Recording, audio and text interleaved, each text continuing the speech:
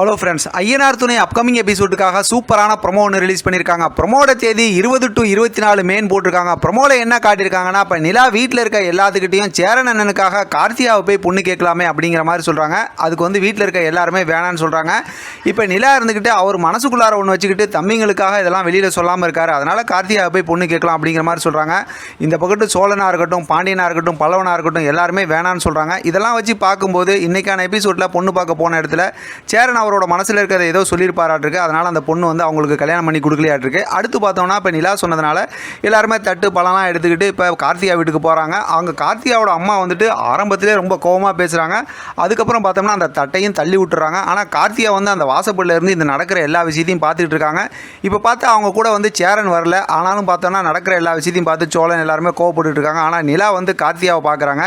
இப்போ கார்த்திகா சூப்பரான ஒரு முடிவு எடுப்பாங்க அப்படிங்கிற மாதிரி தான் யோசிக்க தோணுது ப்ரொமோவை பார்க்கும்போது. மொத்தத்தில் அடுத்து கதை வந்து அதிரடியாக ஆரம்பிக்கும் போது, ஏன்னா கார்த்திகாவும் ஏற்கனவே பார்த்தா சேரனை தானே கல்யாணம் பண்ணிக்கிறேன்னு சொல்லிட்டு இருக்காங்க. இப்போ சேரனும் கார்த்திகா கல்யாணம் பண்ணிக்கிறேன்னு சொல்கிறதுனால இப்போ அடுத்து வந்து சூப்பராக கதை ஸ்டார்ட் ஆகிடுன்னு நினைக்கிறேன். பார்க்கலாம் என்ன நடக்குதுன்னு. இதை பற்றி உங்களோட கருத்து கமெண்ட் பாக்ஸில் தெரியப்படுத்துங்க. தொடர்ந்து ஆதரவு கொடுங்க. தேங்க்யூ ஃப்ரெண்ட், தேங்க்ஸ் ஃபார் வாட்சிங்.